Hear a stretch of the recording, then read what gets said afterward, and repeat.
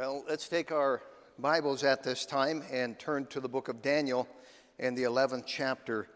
Daniel chapter 11. We've been talking about the Maccabean rebellion, and I'm going to deviate from the prophecy part of the book of Daniel for one message. In fact, before we go over the last 10 verses of Daniel chapter 11, and we get to say good riddance to Antiochus Epiphanes forever, there's a crucial truth that I want to draw out from the Maccabees, or those known as the Hasidim. And basically it's this: the evolution of the Pharisees. The evolution of the Pharisees. Now the year is about 168 BC, and so we're talking about a time period about 2,200 years ago.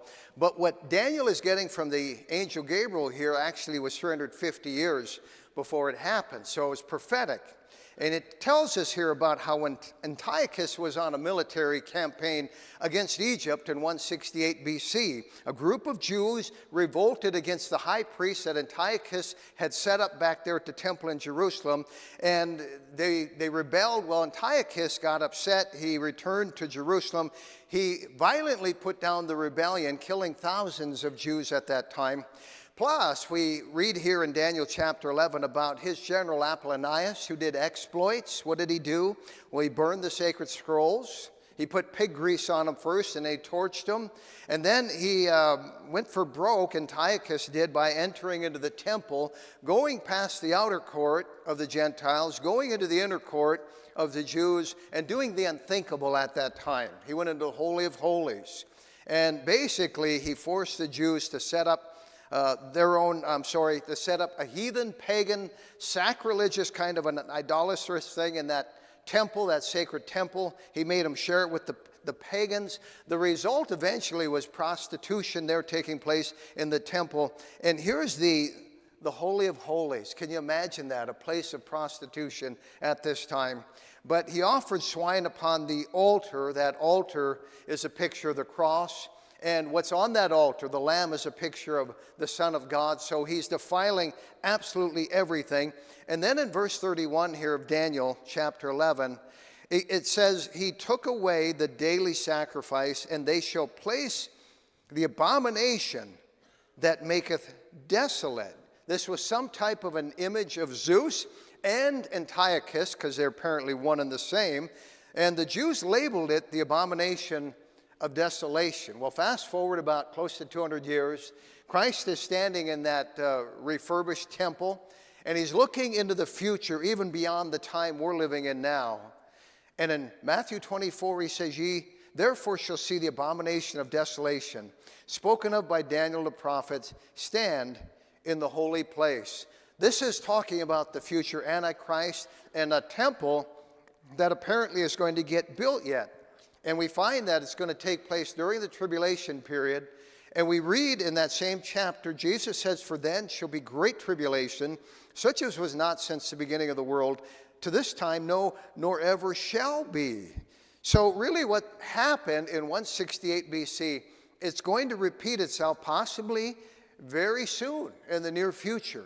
Now, in verse 32, it says here, and such as do wickedly against the covenant shall he corrupt by flatteries. That's the Jewish compromisers. But the people that do know their God shall be strong and do exploits.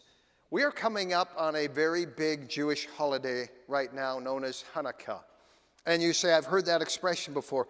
What's that all about? Well, I'll tell you what inspired it. It was some incredible exploits done by some really brave men. And the Jewish people are known for their incredible supernatural exploits. You take David killing Goliath. That's incredible. You take Jonathan and his armor bearer going up against the garrison of Philistines. That's incredible.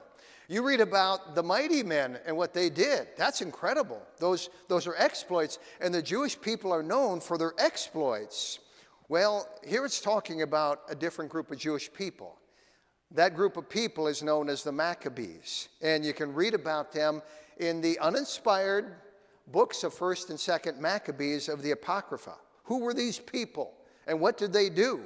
Well, how was it that Antiochus Epiphanes was eventually overthrown, and why is it that the Jews today are celebrating this holiday of Hanukkah? Well, a revolt took place. It involved a very small, at the beginning, group of Jewish revolutionaries, kind of like our American Revolutionary War and the Boston Tea Party and things like that. What they did is it led to a holy war, and it started in the little country hamlet of Maldine with a godly Jewish priest by the name of Mattathias Maccabees. He had 5 sons, and the oldest was Judas. And Mattathias and his sons set up base kind of in the hills of Israel. They recruited men, they trained these men, and they started out with just little guerrilla warfare, hitting Syrian posts, kind of a hit and run thing like our revolutionary soldiers and our Minutemen and so on. And so they would attack, they would harass, they would sneak in at night, they would destroy the idols of the Syrians, they would punish apostate Jews. And this went on for a while until Mattathias died. Well, that's when Judas, his eldest son, picked up the baton. He's really credited with the Maccabean rebellion and defending the faith. And it was slow going at first. It was really 1 step forward and 2 steps back. And there were a lot of skirmishes, and then they retreated, and they lost men, and they recruited more men. That's what verse 33 is all about. It says, "And they that understand among the people shall instruct many, yet they shall fall by the sword and by flame, by captivity, and by spoil many days." So it was slow going at first, but finally Judas got his weary band of men together.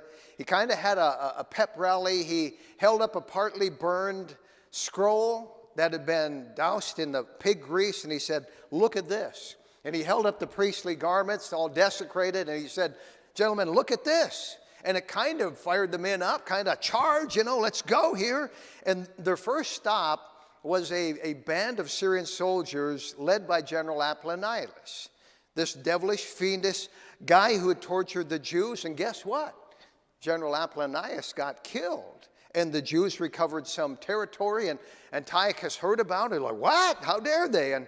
But to him, I got way more soldiers, no problem. So he got himself a new general by the name of General Sharon. He got that band together. They clashed, and they met at the pass of Beth Horon, and the Jews absolutely routed the Syrians, and General Sharon was killed in the battle. Well, Antiochus Epiphanes started getting a little bit alarmed, so this time he sends 3 Syrian generals in. He's not taking any more chances, and guess what? It's route number 3. And now Antiochus is starting to sweat. The Jewish rebels are getting stronger. And that battle so devastated Antiochus Epiphanes, it took him about 1.5 years to regroup and to retrain some men. And at this point, he's furious. He not only orders the annihilation of the Jewish army, he orders the annihilation of the Jews, period. Kind of pulls a Hitler or a Haman or what the Antichrist is going to do. And he sends out there 50,000 infantry, 5,000 cavalry against 10,000 Jews. So here's the Jews. They're outnumbered. They're out-armored. They have no chariots. They're a ragtag band here. It's total mismatch. It's 5-1. But the Jews are fighting for their God, and they're fighting for their lives. And apparently, God had enough at this point, because the Syrian army was absolutely destroyed. And you start feeling like something supernatural is going on here. Well, finally, in the fall of 165 BC, Judas Maccabees and his ragtag army fought their way into Jerusalem. They drove out the Assyrians. They reclaimed the temple, but what they saw was heartbroken. They saw basically the temple in ruins, defiled with pigs and prostitutes and run down. And there was a great mourning amongst the Jews. It was a shallow victory. The sacred temple was in shambles. And so they rose up, they rebuilt, they took out the stones that had touched the swine and the swine grease, and they replaced that altar, they replaced a lot of things there. And finally, get this date, on the 25th of the 9th month for the Jews, which would be about December, that would be our December 25th, and they go by full moons, the sacrifices resumed then in 165 BC, and there was great rejoicing. The house of God was back in business. And those who had taken a stand for God won. That's what verse 35 is talking about. It says, "And some of them of understanding shall fall to try them and to purge and to make them white, even to the time of the end. because it is yet for a time appointed. They took their stand and they paid the price with life and limb. They fought for their faith with a holy zeal. And God was first and foremost in their lives. And can we do any less for our God at this time in history? Now, the Maccabees, as I mentioned before, and all that was introduction, here's what we're getting at. The Maccabees at that time were known as the Hasidim, or Hasidic Jews. That means the pious ones. They did not compromise, the Hasidic Jews. And Hasidic Jews, that's a phrase we still use to this day. But know this, it got its start with Judas Maccabees and his godly followers. Now, is there any connection of them, the Hasidic Jews of today, and a group at the time of Jesus Christ who were known as the Pharisees? You know, the Pharisees were pretty pious, weren't they? And they were pretty strict about washing their hands before they ate, not rubbing corn on the Sabbath day. And there they were, dog-tracking Jesus Christ all over the Judean countryside, trying to trip him up and catch him at something. And finally, they had him crucified in Jerusalem and rejected him. Is there any connection between the Maccabees, the Hasidic Jews of today, and the Pharisees of old? Well, let me just say this. The Pharisees from the time of Christ actually had their roots in the Hasidics of the days of Antiochus Epiphanes, and the Pharisees basically evolved from the Maccabees. This is interesting. The forerunners of the Hasidic Jews of today are the Maccabees. And you say, who are you talking about, Pastor? Well, take a look behind me. I think we've all seen Jewish people dressed like this. In fact, I was in a plane full of them. I was one of the few. There I was in New York at JFK, taking off to Tel Aviv on LL, and it was my son and I think we were the only ones that didn't look like this. These are Hasidic Jews, and they have quite a list of extra biblical rules, things that they don't do. You know, on the Sabbath, they won't drive a car. On the Sabbath, they won't use an electric device. On the Sabbath, they won't go shopping. On the Sabbath, they won't turn on a light, or they won't turn on an air conditioner. And by the way, if they need it done, they won't ask, but if somebody else is there who's not Hasidic, they'll hint, it's kind of dark in here, you know, or kind of warm in here, you know, that kind of thing. But they don't use telephones on Saturday. They don't cook on Saturday. Of course, what they eat 24/7 is kosher only, and they'll actually carry their own plastic bag around with their separate utensils just to be sure they're not using any utensils that had touched anything resembling pork. They wash their hands thoroughly all the time. Does that sound familiar? And they rock when they pray. And that's what they were doing in the airport before our flight. Now, there are some folks who think this movement got its start in the 1700s. It did not. It was only an uptick of something that can be traced back to 168 BC. The Hasidic Jews think they have been set aside from others to worship God. And that's why the Pharisee, when he went into the temple in Luke 18 or whatever that chapter would be, he said, I thank thee, God, that I am not like other men, and so on and so forth. That's the attitude of a Pharisee. Now, Hasidic Jews can have regular professions. They are actually good teachers. They're in the healthcare sector. They are very gifted businessmen, and they just conduct business as usual, and they prosper at it. They speak Yiddish.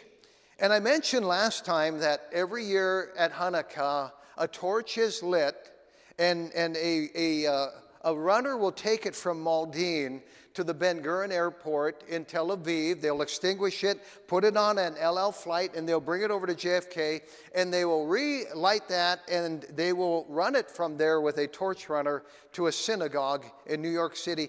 That's the Hasidic, all right?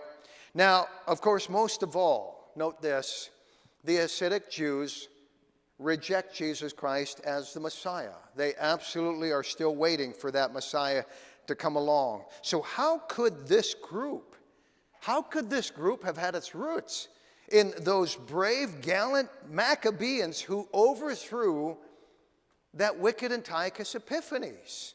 Well, that's what we want to talk about. There is a real danger in spiritual pride. There is a real danger in self-righteousness. There is a real danger in a holier-than-thou attitude. That is dangerous. You know, there is a verse that stumps a lot of people from Isaiah 64. This is God talking, or the sinners talking, but we are all as an unclean thing, and all our righteousnesses are as filthy rags. And that's a depiction of us as sinners as God sees us.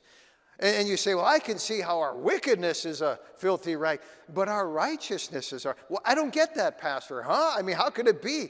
Our righteousnesses are as filthy rags. Well, there's nothing more putrid than self-righteousness. This is the righteousness we're talking about. Notice the word our in front of it. Our righteousness, our thinking we are righteous, as it were. There's nothing more blinding than self-righteousness. And as I speak, hell is full of self-righteous people. I mean, they were moral, they tried to do right and all that, but they were full of pride over how good they were. And we really need to be careful about this. Born-again people of all people really need to guard against pride. And I wince, honestly, when somebody hints about how much they pray or how much they read their Bible, that kind of thing, how much God is showing me special things, I wince a bit. Or they talk about how much God is using them. You know, if you're truly humble, you don't talk about that stuff. I'm thinking of somebody in a New Testament church years and years ago who really was bringing forth a lot of fruit, and eventually got an attitude about that, and it was like, oh no, here comes self-destruction. That is the spirit of the ascetic, the spirit of the ascetum. If you are really walking close to God, you're not going to think a lot of yourself spiritually. I'm thinking of a godly preacher. I forget his last name. I'll just call him Dr. Smith. He was an evangelist, and he was known for his not his self-righteousness, but his holiness. Honest to goodness, holiness. And he was preaching in a church someplace, and after the service, he walked out on the front steps of the church, and there was this woman that came up to him. She, oh, Dr. Smith, and she took his hand, and she just went on and on. I am so honored to get to meet you, and I've read your books, and you're such a holy man of God. And finally, he looked at her, and he said, ma'am, if you knew what a wretch I really am, you'd spit in my face. And that's a truly humble man. Folks, that's all of us, really. I'm thinking of another preacher who had a reputation for holiness based on the books that he had written. And as he got close to dying, he said, I'm so embarrassed about that. I just want to creep into heaven unnoticed. That's true piety. Now, self-righteous people don't recognize that they're self-righteous. Self-righteous people won't admit that they are self-righteous. And that's one of the symptoms of pride. Pride makes everybody else sick, but the person who has it. Isn't that the truth? And so one of the telltale signs of somebody who is a Pharisee, or the Hasidim, if you will, is that they have a beam in their eye. And with that beam, it's accompanied by a critical spirit. It's accompanied by fault finding. That's why Christ talked about the Pharisees straining out a gnat and swallowing a camel. They were always finding fault with him, and they had this beam in their eye at the same time. You know, a Pharisee is somebody who thinks they have a special in with God, and they see what needs correcting in other people. Their ministry becomes straightening out other people. That's not humility. And that's not the fruit of somebody who's truly walking with God. That's the spirit of the Hasidim. You know, back when we were in Bible college, I remember learning about the Hasidim from the book of Daniel. And that term found lodging with me and another Bible college friend of mine, because every Bible college has some Pharisees in it. I don't know if we have some currently right now. I guess I'm not saying we do, but we did back when I went to Bible college. And boy, they would come in talking about, oh, nothing like praying all night, you know, all this kind of stuff. You just roll your eyes. And my friend and I would we would go Hasidim, and we knew what that meant. So whatever happened to the Hasidim of 165 BC? Well, in about 190, 200 years by the time of Christ, all that godliness had gone to their head. And by that time, what they had internally, they had lost. They had lost. And so they had to compensate for it externally. You follow me there? They promoted their spirituality outwardly. They would stand on the corner praying. They would ring a bell as they gave into the temple treasury. They had to compensate for what they really lacked internally by trying to show it outwardly, and that's human nature. Honestly, when it's missing inside, you have to prop it up externally. I grew up in that kind of a thing, folks. I mean, the folks that worship together every Sunday didn't know the Lord. Oh, we had a ton of religion, but not an ounce of salvation.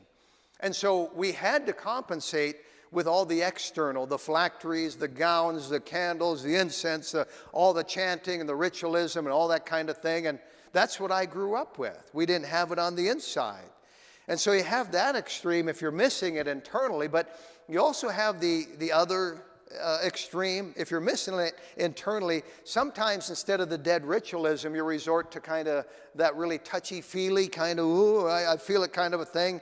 And both are the extremes of a people who really do want to know God. You got to hand it to them. They want to know God, but they've never been converted. Now, back in the days of the Maccabees, the Hasidim, they had God's hand on them. As I've studied them, they understood the Messiah was coming. They had a faith in God.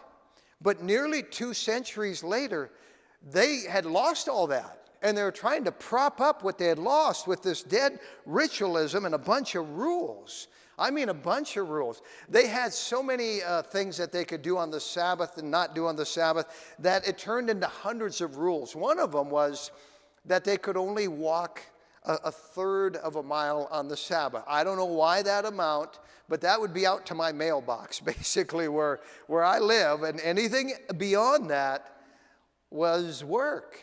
And so by the time of Christ, in fact, you find this expression in Acts 1:12, after the Lord ascends up to heaven, then returned they, the 11, unto Jerusalem from the mount called Olivet, which is from Jerusalem a Sabbath day's journey. So they're up on the Mount of Olives. They go down into the Kidron Valley, perhaps up to some gate along the east side of the city, and that's as far as they can walk. That's a Sabbath day's journey. And they just made it up. They also could not look in a mirror on the Sabbath in case, say, ladies saw gray hair and were tempted to pull it out, and that was deemed as work. Of course, they couldn't rub corn together or grain together. We know that. They harassed Christ for doing that. That's too much work. And you say, well, Pastor, where do you find that in the Bible? You don't. You don't. They had just made up a lot of that stuff. There's a danger in making up a standard that you can't find in the Bible. We call that extra biblical. Now, folks, I am for everything this book teaches. I really am. But I am dead set against anything that is an opinion standard that somebody turns around, turns into a doctrine, and chides other people for not doing. The Pharisees did that. And Christ chided them. In Matthew 23, he said, for they bind heavy burdens and grievous to be borne, and lay them on men's shoulders. That's what we call extra biblical standards. Now, let me just give you an example, okay? The Bible doesn't say anything about owning a television. I read it cover to cover. Anyone see anything about a TV in here? I haven't. And I have nothing against some good old clean programs. Leave it to Beaver, man. There's good principles. Kids could learn there. You ought to park your kid in front of that and let them watch it. They'll learn some stuff. Or Andy Griffith, same thing. And so there's some good shows out there. But when it comes to television, let's live by a principle mentioned in the Psalms. The psalmist said, I will set no wicked thing before mine eyes. And probably most of what is on television is not right to set before your eyes. You know, Job said something similar along those lines. I made a covenant with mine eyes. Why then should I think upon a maid? He's talking about seeing things that cause him to lust. And he said, I don't want to do that. I've made a covenant with my eyes so that my mind doesn't go there. I'm going to avoid whatever spawns lust. And that's a good rule of thumb, isn't it? I mean, we just read in 1 Thessalonians 5 to abstain from all appearance of evil. That's a simple Bible precept. But I cannot say according to the Bible you shall own a TV. And now if you can't control it, it's really not a good idea for you to have one. But I leave that up to you. You know what we call that? We call that individual soul liberty. That's a precious Bible doctrine. In fact, the Baptists fought for that. The Bible teaches individual soul liberty. Now, let me also say, the Bible makes no reference to TVs. The Bible makes no reference to cigarettes. Did you know that?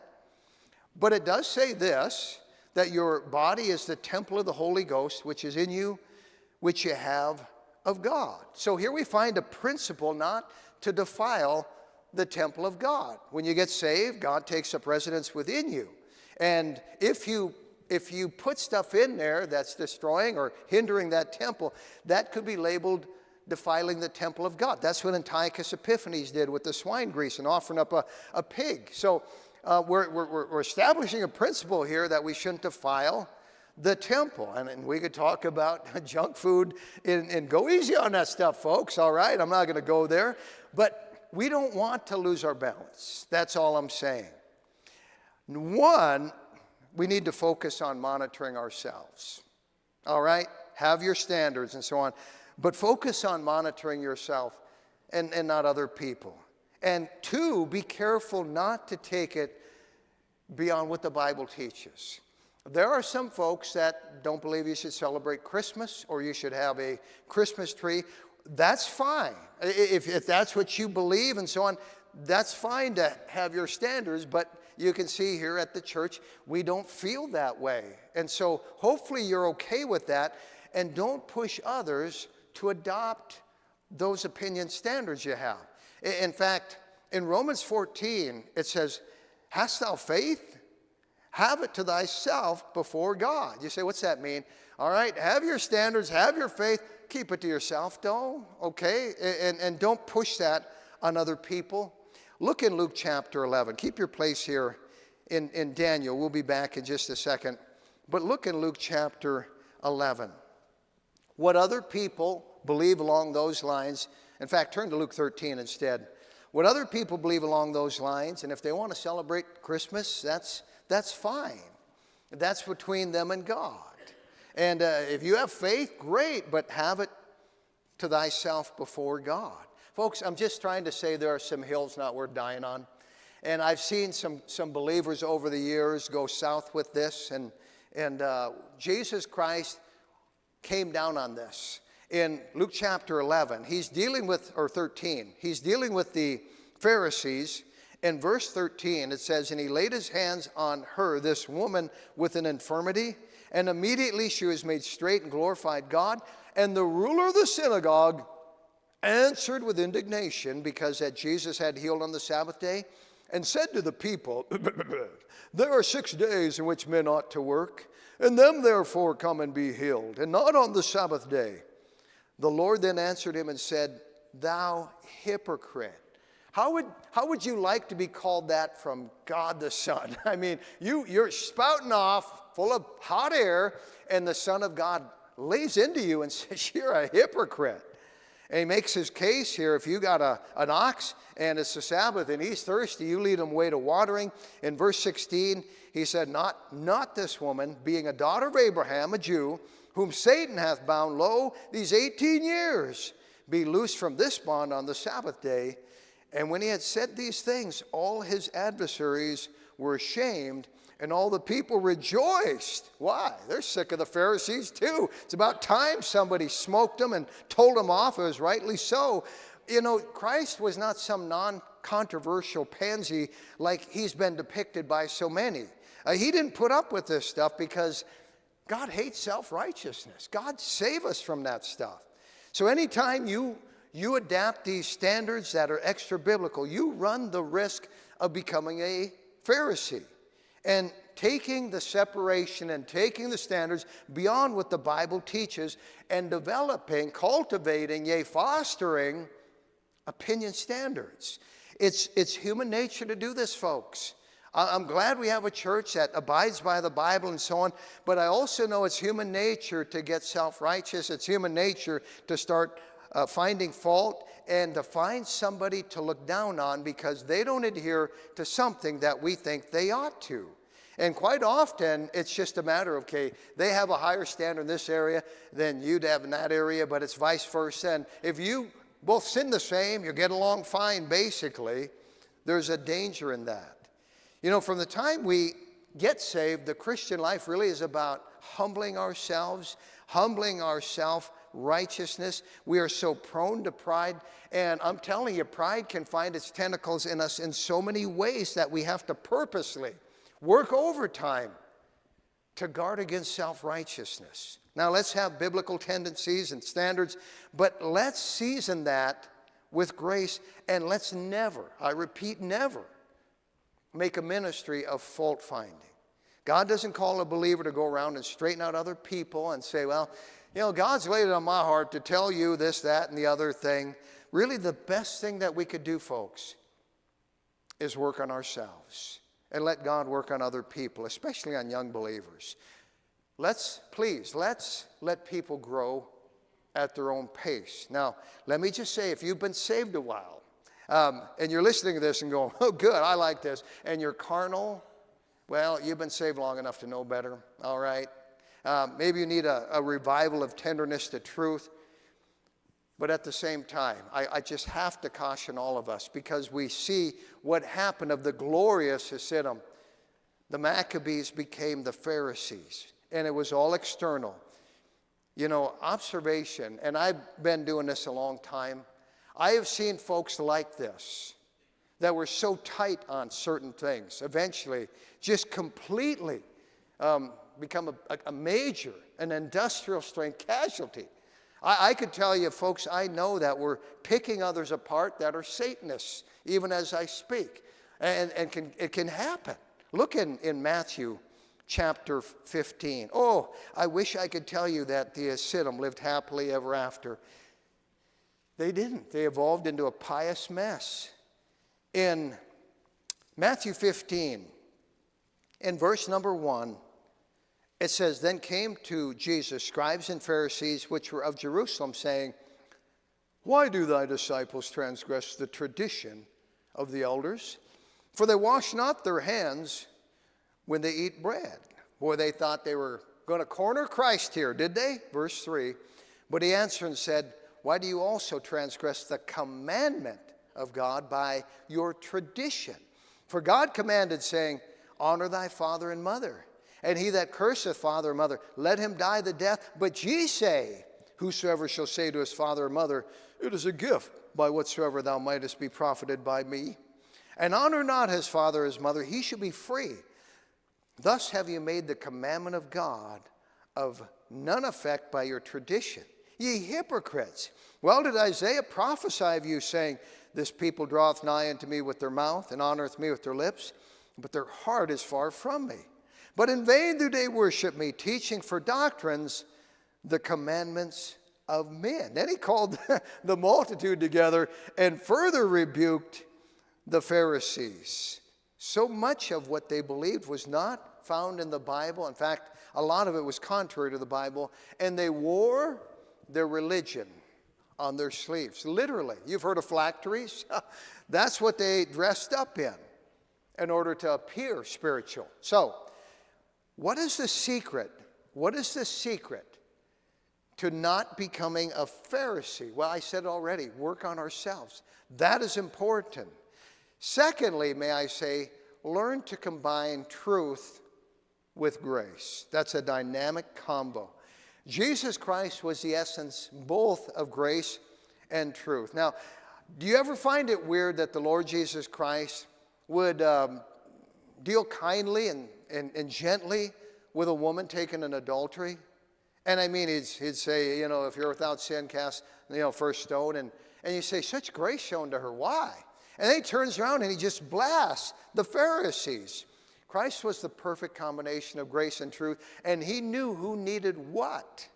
We read of him in John 1:14, and the Word was made flesh and dwelt among us, and we beheld his glory, The glory is of the only begotten of the Father, full of grace and truth. Notice that. Christ was the perfect blend, the perfect balance of grace and truth. Now, grace knows when to let it ride. Truth knows when to confront it. And the wise Christian, the balanced Christian, will have those two in check. In fact, we read in Psalm 85, mercy and truth are met together. Righteousness and peace have kissed each other. We would call these kind of polar opposites, but they find balance in the middle. Now, let me just say, we want truth. And I think at Fargo Baptist Church, we want to live by Bible truth, right? But we want to couple it with love. This has kind of been our unspoken model over the years. But speaking the truth in love may grow up into him in all things, which is the head, even Christ. So we need to keep our balance. We want to stay in fellowship with God. Unless we tip to one extreme or the other, we have to keep grace and truth balanced out. You know, we could have truth without grace.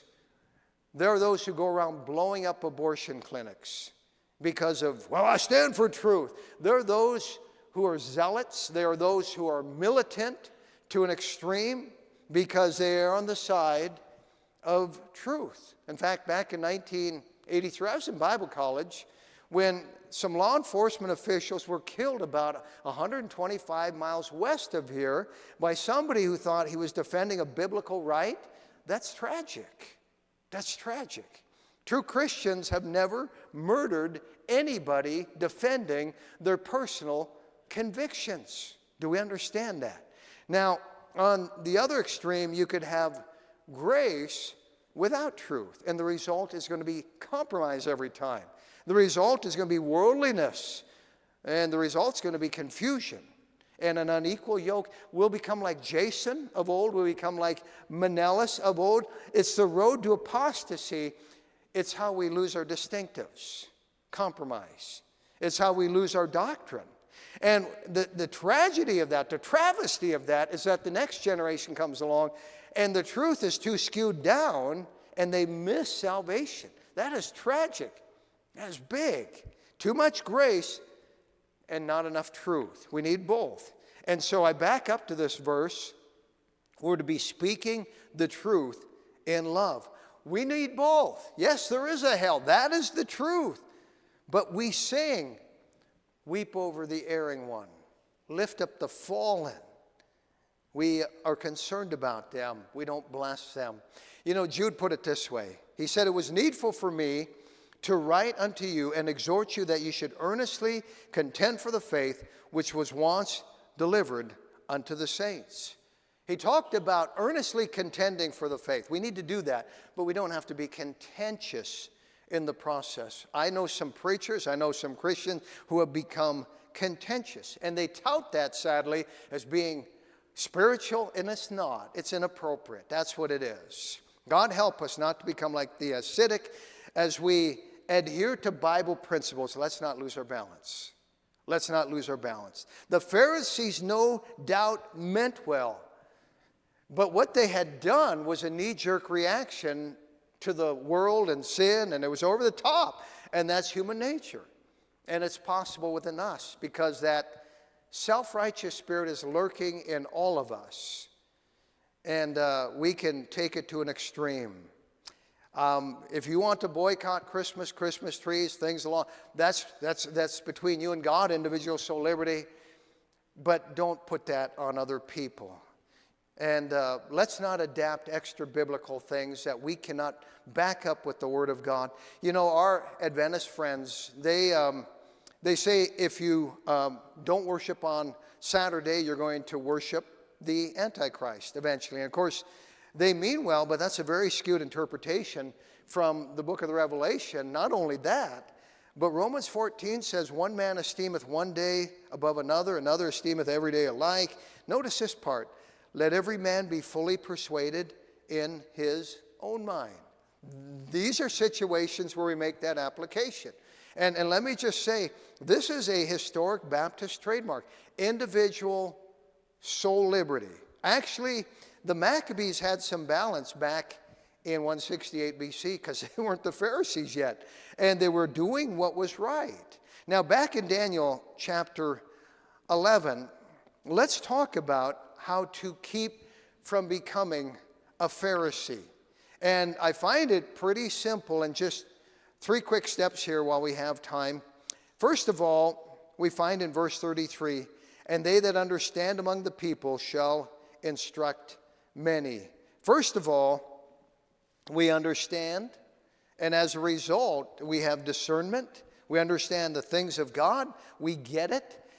In 1 Corinthians 2, it says, but the natural man receiveth not the things of the Spirit of God, for they are foolishness unto him. That's an unsaved person. Neither can he know them because they are spiritually discerned. And so here's that lost person without the author of the Bible living inside of them, unable to really understand the Bible. The next verse says, but he that is spiritual or saved judgeth all things, yet he himself is judged of no man. Now we find here the Maccabees, they got it. And they got it at a time when a lot of other people didn't get it. They knew it was the right time to take up arms and defend the faith. They had some insight. God bless them for that. They saw the big picture, and they knew what needed to be done with Antiochus Epiphanes. Antiochus was destroying the faith, as it were. And they knew, the Jews knew they would be losing the next generation. Souls were at stake. Religious liberty was that important. And so they had understanding. God give us understanding like the Maccabees. In fact, Job 38 said, who hath put wisdom in the inward parts? Or who hath given understanding to the heart? That's God, and it's made available to us. 1 John 5 says, we know that the Son of God is come and hath given us an understanding that we may know him. That is true. So I think the first earmark of a balanced believer is understanding. Do you have a balanced understanding? Now, the second one is what I call a genuine holiness. Here in Daniel 11, we find verse 33 mentions they that understand among the people. Okay, they had understanding. They're off to a good start. But notice the holiness in verse 35. And some of them of understanding shall fall, to try them, and to purge, and to make them white, even to the time of the end. Notice this is various ways of referring to a true godliness, because the Maccabees were godly. They were truly holy. They were truly humble. The Pharisees weren't. They weren't at all. They're blinded by a beam, and that's what self-righteousness does. But the Maccabees went through the mill, and every day they lived one step away from death and eternity. And that was a purifying thing. You know, the Proverbs say, take away the dross from the silver, and there shall come forth a vessel for the finer. That's what trials do. And I'm telling you, the Maccabees went through trials. They went through the mill. And notice again verse 35. And some of them of understanding shall fall, to try them, and to purge, and to make them white. The Maccabees had a genuine godliness. But 200 years later, by the time of Christ, it was all outward show. They were the Pharisees. Do we have a genuine holiness? Is it coupled with true humility? The Maccabees, they had no roots in the present world at that time. In fact, they were continually mindful of the next. They didn't know if they'd be there at the end of the day. That gave them some real perspective. Well, 1 John 3 says, every man that hath this hope in him purifieth himself even as he is pure. That kind of living will make you holy. And we find that's mentioned in verse number 35, because it is yet for a time appointed. And so here we find the first two marks of a balanced Christian. We find, first of all, they have genuine understanding. Secondly, they have true holiness. They don't just think they're holy. In fact, a truly godly believer doesn't think he's spiritual or go around touting his holiness or correcting other people, being a holier than thou. A truly spiritual Christian is going to realize what a wretch he really is. Isaiah, one of the greatest prophets in the Bible, one of the holiest men of all time, in Isaiah 6, he says, then said I, woe is me, for I am done, not others, Because I am a man of unclean lips, and I dwell in the midst of a people of unclean lips, for mine eyes have seen the King, the Lord of hosts. When he really got a glimpse of God, he knew he was a wretch. Now, there's a third earmark of a balanced believer, and I'm telling you, these are the difference between the Pharisees and the Maccabees. And the third one is a willingness to sacrifice. The Maccabees paid a price back in verse 33. And they that understand among the people shall instruct many, yet they shall fall by the sword and by flame, by captivity and by spoil many days. Oh, they paid a price for their faith, folks. You know, for the first 21 years of my life, that was not on my radar. But I believe when we get saved, our attitude ought to be, now what can I do for Christ? What can I do?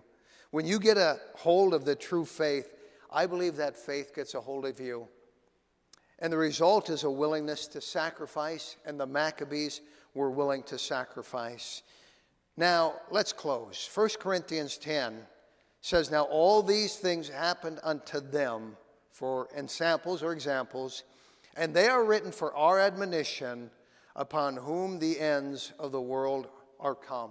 In other words, whenever we come across something in the Bible that can help us in the 21st century, we need to stop and say, all right, these things are written for our example. What can we learn from this? Because I'm telling you, over the years, I've seen Christians, I've seen whole families taken down by a Pharisee. And much of the time, that person ends up losing the faith. The faith. Now, let's just say we have a lot of fun around here. We really do. Maybe not enough reverence for some people, but let's not be Pharisees. God help us. God help us. Here's what happens to a Pharisee.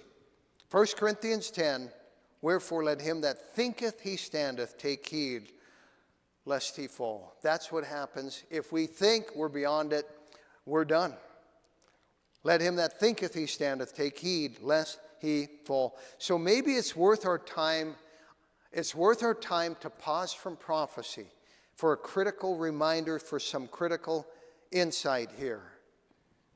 Let's take heed so we don't wind up a Pharisee. We don't wind up a casualty. You say, Pastor, is this currently an issue going on? No, it's not. I'm thrilled to tell you, I don't think we've ever been more gracious as a church than we are right now. So I'm not talking about this because it's an issue. I commend you. I commend this church for the spirit we have right now. But I just want to close by saying, let's guard it. And what we've had to talk about tonight is preventative, but let's remember it. Amen and amen.